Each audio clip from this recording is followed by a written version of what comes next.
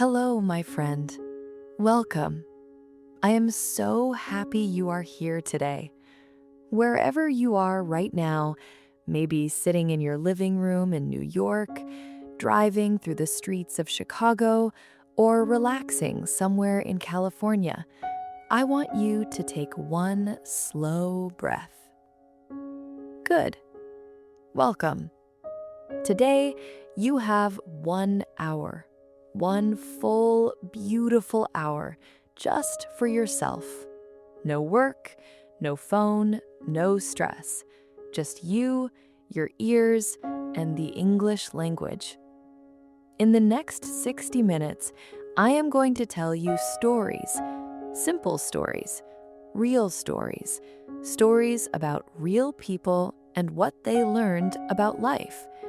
These stories are about self-improvement. Self-improvement. 2 words. Let me say them slowly. Self. That means you, your own self. Improvement. That means getting better, growing, changing in a good way. So self-improvement means making yourself better, day by day, step by step.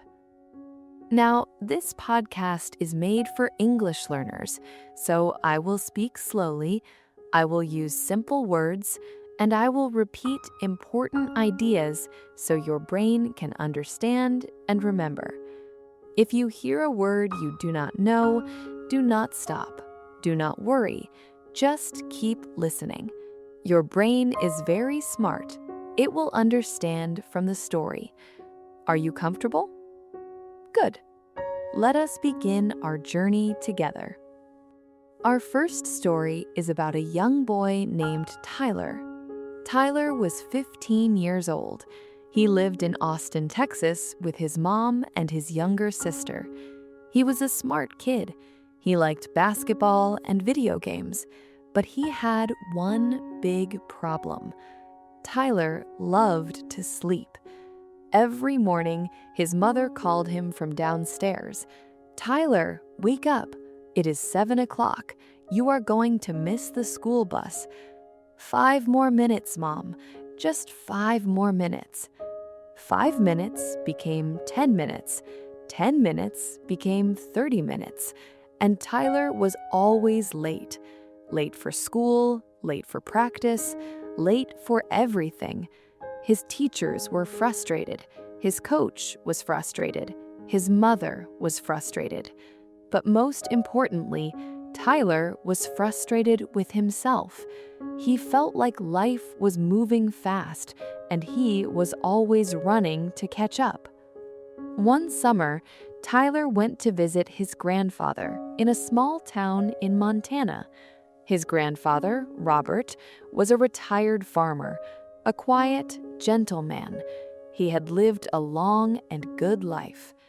On the first morning of his visit, Tyler woke up to the sound of birds. The sun was just starting to rise. The sky was pink and gold. His grandfather was already outside, sitting on the porch with a cup of coffee, watching the sunrise. Tyler rubbed his eyes and walked outside. "Grandpa, why are you up so early? It is only 5:30. His grandfather smiled. He pointed to the sky. "Look at that, Tyler. You cannot see that if you sleep past 7. Tyler sat down next to him. They were quiet for a moment. The sky was truly beautiful. Then Tyler asked, "Grandpa, you've had such a good life. What is your secret?" His grandfather thought for a moment. Then he said simply, "I wake up before the sun, every single day, for 50 years. Tyler laughed a little. "That's it? Just waking up early?" His grandfather nodded slowly. "Yes, the morning is yours, Tyler. Nobody else is awake, no notifications, no noise, no demands, just you and your thoughts. In that quiet morning time, I planned my day. I read, I thought about my life, I grew. Tyler thought about this for a long time that night. The next morning, something different happened. Tyler's alarm rang at 5:30. His first feeling was no. No, no, no. Too early, too dark, too cold outside. But then he remembered his grandfather's words. The morning is yours. Tyler got up, he splashed cold water on his face, he went to the porch. The world was quiet, just the sound of birds waking up. The air was cool and fresh, and Tyler felt something he had never felt before in the morning. He felt peace. He sat down with a glass of water, he took out a small notebook and wrote 3 things he wanted to do that day. Then he read for 30 minutes, a real book, not his phone. When summer ended and school started again in Austin, Tyler continued his new habit. 1 day became 2 days. 2 days became a week. 1 week became a month. Tyler's grades improved. His coach noticed he was more focused at practice. His mother couldn't believe the change. But most importantly, Tyler noticed. He was no longer running to catch up with life. He was walking forward, calmly, with confidence. What can we learn from Tyler's story?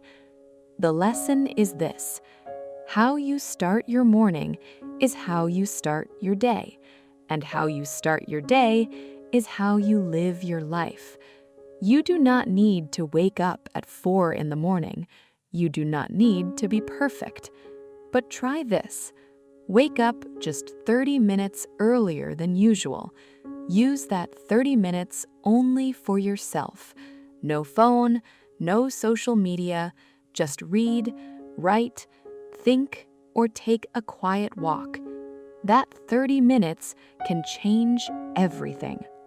Let us pause for a moment and look at some useful English words from our story.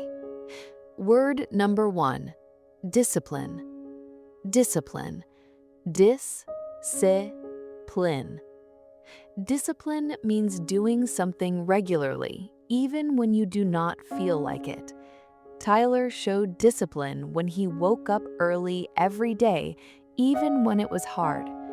Example sentence: success requires discipline. Word number 2, consistent. Consistent. Con-sis-tent. Consistent means doing something again and again in the same way. Example sentence: she is consistent with her morning exercise routine. Word number 3, distraction. Distraction. Dis-track-shen. A distraction is something that takes your attention away from what you should be doing. Example sentence: put your phone away. It is a big distraction. Word number 4, confidence. Confidence. Confidence means believing in yourself, feeling sure about yourself. Example sentence: after working hard every morning, Tyler felt more confidence. Word number 5, routine. Routine. Routine. A routine is a set of things you do regularly, usually at the same time. Example sentence: a good morning routine can completely change your life. Our second story is about a woman named Sandra. Sandra was 42 years old. She lived in Portland, Oregon. She worked as an accountant at a busy firm downtown. She had 2 kids, a dog named Biscuit, and a very full schedule. Her life was busy, but something was missing. When Sandra was a young girl growing up in Ohio, she loved to paint.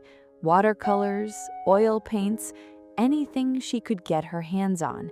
She painted flowers, lakes, people, and sky. Her paintings were full of color and joy. But when she grew up, life became busy. College, career, marriage, kids. There was no time for painting. Year after year passed, and slowly Sandra forgot the girl who loved to paint. One evening, Sandra's daughter Emma asked her mom, "Mom, what did you love to do when you were my age?" Sandra stopped washing the dishes. She thought for a moment, then she said quietly, "I loved to paint." Emma's eyes lit up. "You can paint, Mom? Why don't you paint now?" Sandra smiled sadly. "I'm too old now, honey. I forgot everything. It has been 20 years. Emma looked at her mother seriously and said something very wise for a 12-year-old. "Mom, 20 years from now, you will be 62. You can be 62 and know how to paint, or you can be 62 and still wish you had started. You choose." Sandra could not sleep that night. Those words went around and around in her mind. You can be 62 and know how to paint, or you can be 62 and still wish you had started. The next day, during her lunch break, Sandra walked to a small art supply store near her office on Fifth Avenue. She bought a small set of watercolor paints, 2 brushes, and 1 small canvas. She came home, sat at the kitchen table after everyone went to sleep, and she painted. It was not beautiful. The colors were muddy. The shapes were wrong. Biscuit kept trying to sniff the paint, but Sandra was smiling. She was really, truly smiling. She painted every night for 20 minutes after her family went to bed. Some nights she was exhausted. Some nights she did not want to start, but she always did. 1 month later, she looked at her paintings from the first week. She could see the difference. She was getting better. 6 months later, Emma asked to hang one of Sandra's paintings in her bedroom. 1 year later, Sandra's neighbor saw a painting and offered to buy it for $100. 2 years later, Sandra was teaching a small watercolor class every Saturday morning from her home. 8 students, hot coffee, good music, pure joy. Sandra never became a famous artist. She still works as an accountant, but she became something more important. She became herself again. What can we learn from Sandra's story? The lesson is this: it is never too late to start. Many people say, "I'm too old, I missed my chance, the right time has passed." But the truth is, the best time to start is always now, not tomorrow, not next year, not when conditions are perfect, now. There is a beautiful English saying, "The best time to plant a tree was 20 years ago. The second best time is today." What is something you loved to do but stopped? What is a dream you put in a box and forgot about? Maybe today is the day you take it out of the box. This next story is a classic. It is an old story from Japan, but its lesson is very important for everyone today. A long time ago, there was a wise teacher in Kyoto, Japan. This teacher was very famous. People came from many countries to learn from him. One day, a professor from Harvard University flew to Japan to meet this teacher. The professor was very educated. He had written 12 books. He had 3 degrees from the best universities in America. He was used to being the smartest person in the room. He sat down across from the teacher and said, "I have come a long way to learn from you. I want to know everything you know." The teacher smiled calmly. "Let me make you some tea first." The teacher picked up a teapot and began to pour tea into the professor's cup. The cup became full, but the teacher kept pouring. The tea began to overflow. It went over the sides of the cup. It ran across the table. It dripped onto the floor. The professor jumped up from his chair. "Stop, stop. The cup is full. No more tea will go in." The teacher set down the teapot. He smiled. He said, "You are like this cup. You are already full of your own knowledge, your own opinions, your own ideas. If your cup is already full, how can I pour anything new into it? If you want to learn, you must first empty your cup." The professor was silent. He looked at the tea on the table. He thought for a long time. Then, slowly, he sat back down. He took a deep breath, and he said simply, "Please, teach me." What does this story teach us? The lesson is about humility. Humility. Humility means knowing that you do not know everything. It means being open to learning. It means not always thinking you are right. Sometimes in life, we stop growing because our cup is too full. We think we already know the answer. We think our way is the only way. We stop listening to new ideas because we are too busy talking about our old ones.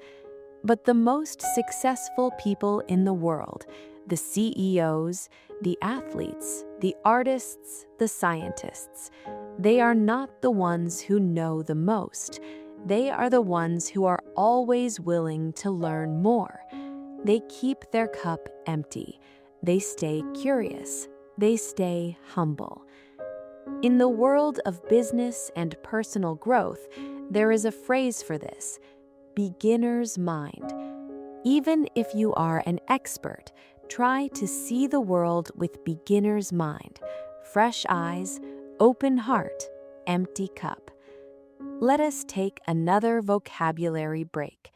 Here are 5 more important English words. Word 1, humble. Humble.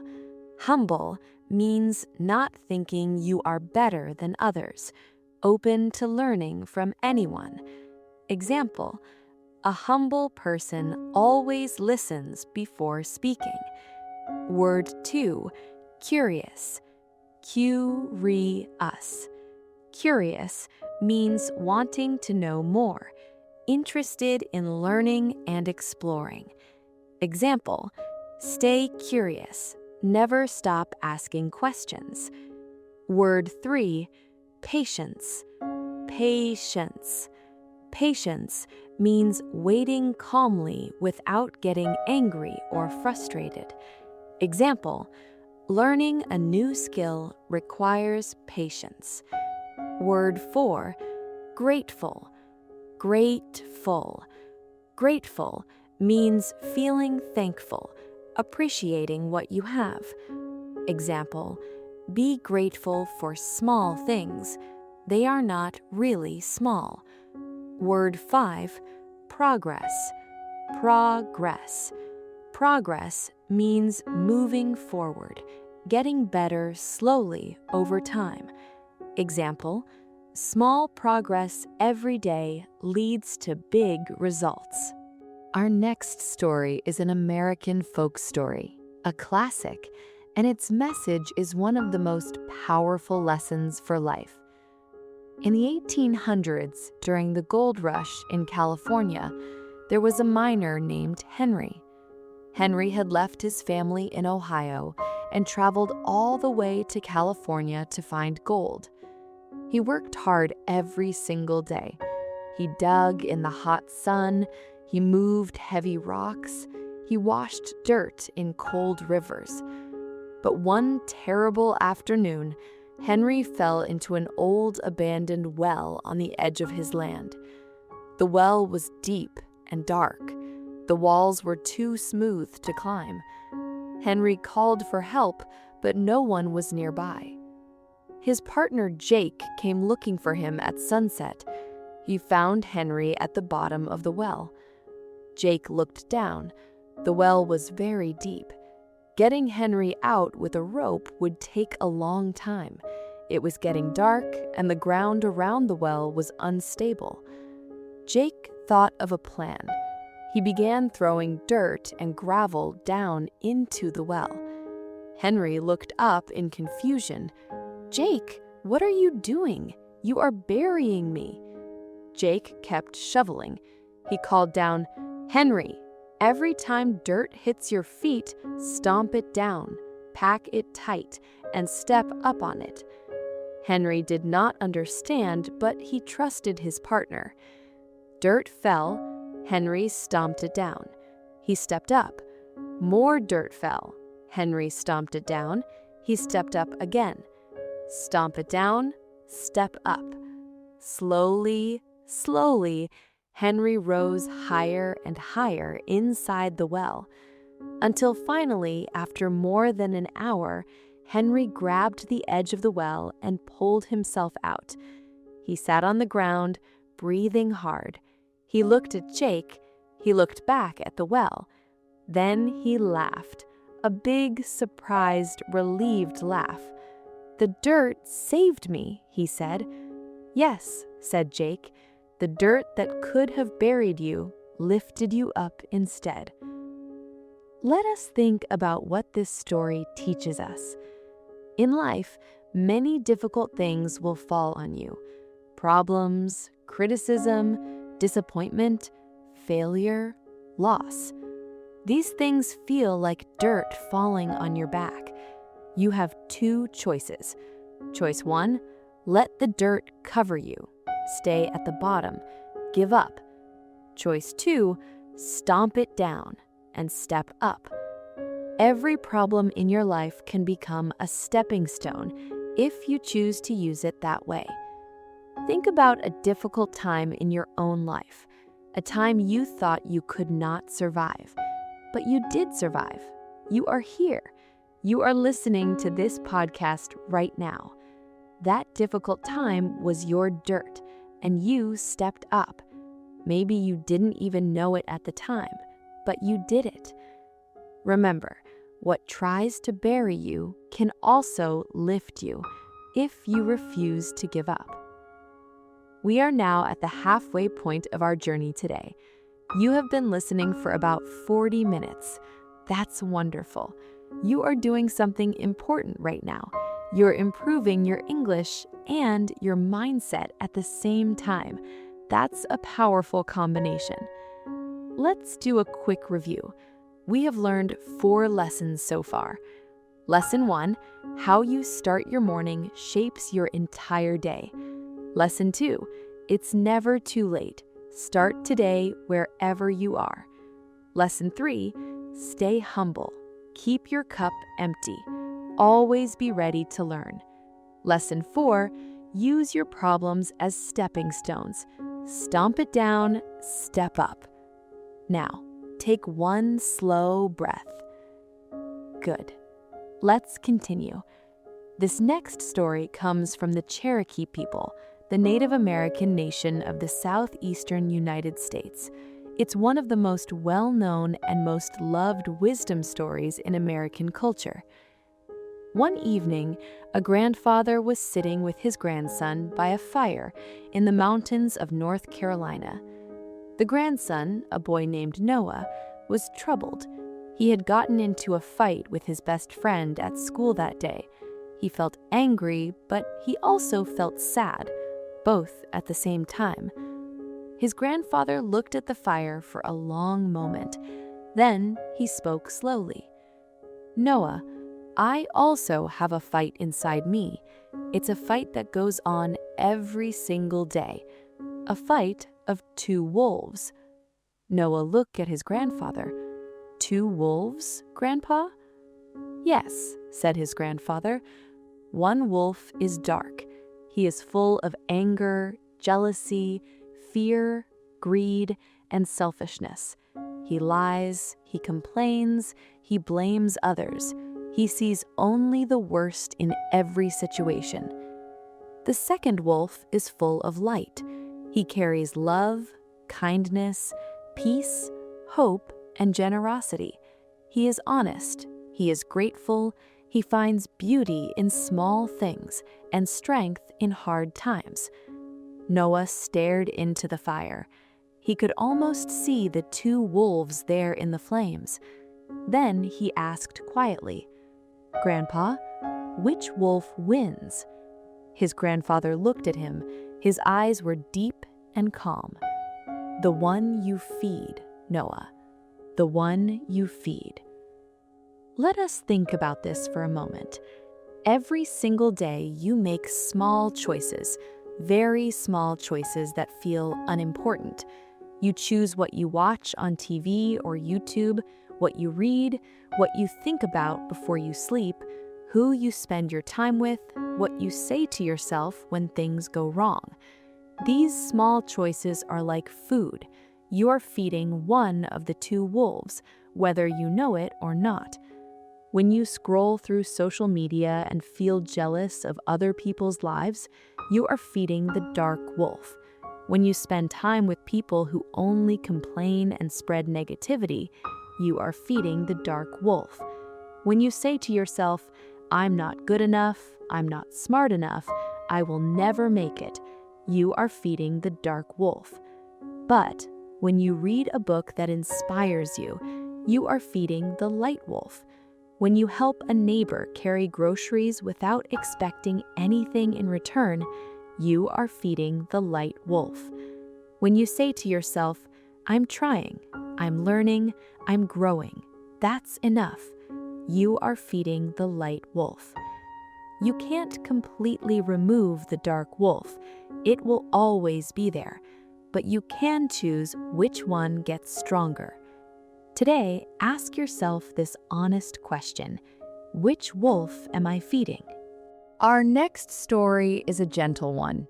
It is about accepting yourself, truly, deeply accepting yourself. In the American Southwest, many years ago, there was a water carrier named Thomas. Every morning, Thomas walked a long, dusty path from a mountain spring to the ranch house where he worked. He carried 2 large clay jugs on a wooden pole across his shoulders, one jug on each side. The jug on the right side was perfect. It was smooth and strong. It carried water beautifully from the spring all the way to the house without losing a single drop.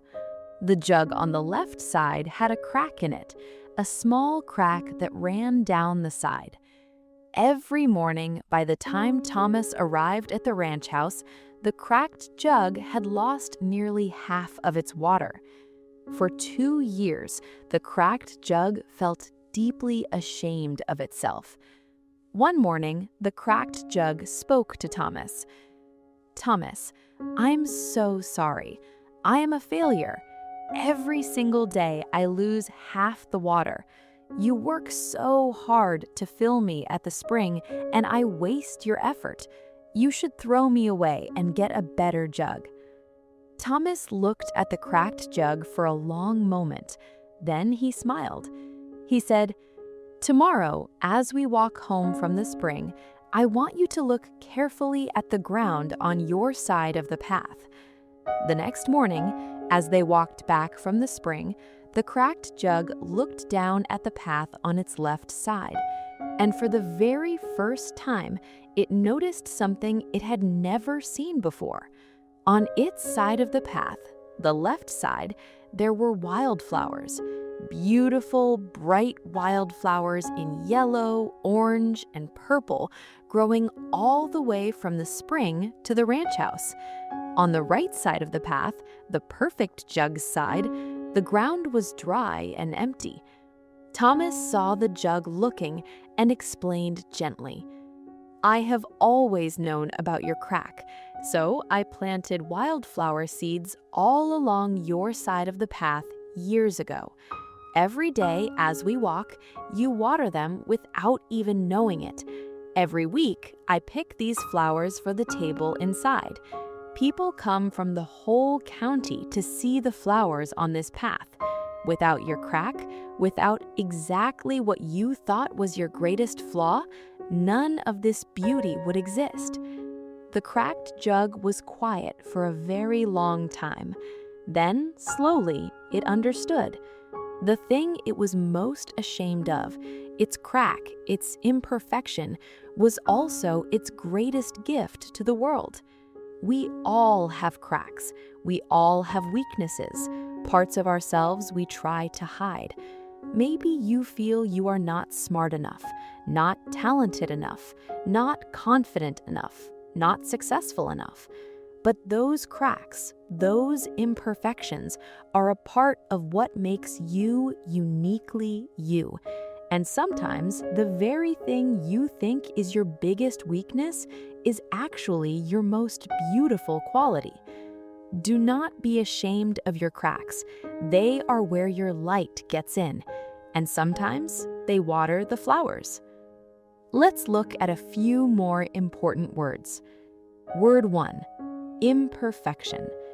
Im-per-fec-tion.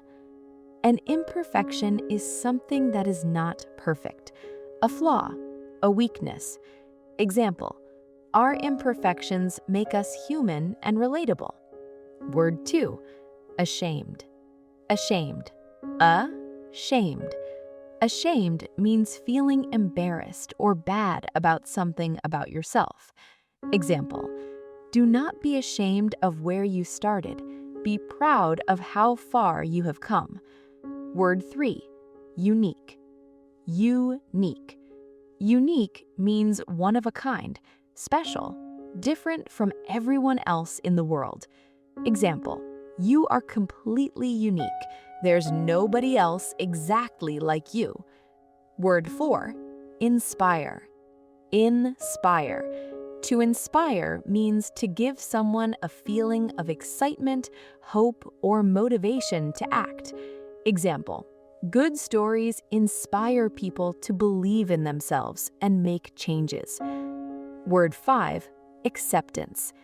Ac-sep-tance. Acceptance means being at peace with something, not fighting what's true. Example, self-acceptance is the beginning of real, lasting change. Our final story today is about a man named Michael. Michael was 38 years old. He lived in Denver, Colorado. He worked as a high school history teacher. He loved his students. He loved his job. But he had completely neglected his own health. He was overweight. He was tired all the time. He had high blood pressure and high cholesterol. His doctor had been warning him for years. One cold Tuesday morning in February, Michael sat in his doctor's office. Dr. Patricia Reynolds looked at his latest test results. She took off her glasses, looked at Michael directly, and said, "Michael, I need you to hear me. If you don't make changes, and I mean real changes, you're looking at serious heart problems within 5 years. You need to exercise, you need to change how you eat, and you need to start now." Michael drove home from that appointment in silence. He felt overwhelmed. Overwhelmed, that means too much at once, like a wave that's too big to fight. Michael sat at his kitchen table and made a list. Exercise every day, cut out sugar, no more fast food, cook healthy meals, sleep 8 hours, drink more water, reduce stress, lose 40 pounds. The list was so long, so heavy, so impossible looking that Michael put his pen down and did nothing. He ordered a pizza that night. He watched TV until midnight. He went to bed feeling worse than before.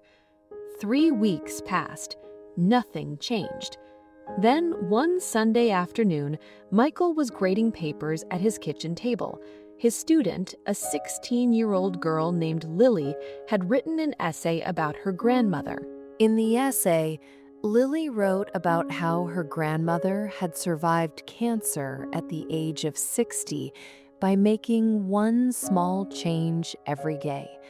Not a big dramatic change, just one small thing. At the bottom of the essay, Lily had written a quote her grandmother told her. "Do not try to change everything at once. Just take one small step today, the smallest step you can think of, and tomorrow take one more." Michael read those words 3 times. He put down his red pen. He thought for a moment. Then he asked himself, what is the absolute smallest step I can take for my health, today, right now?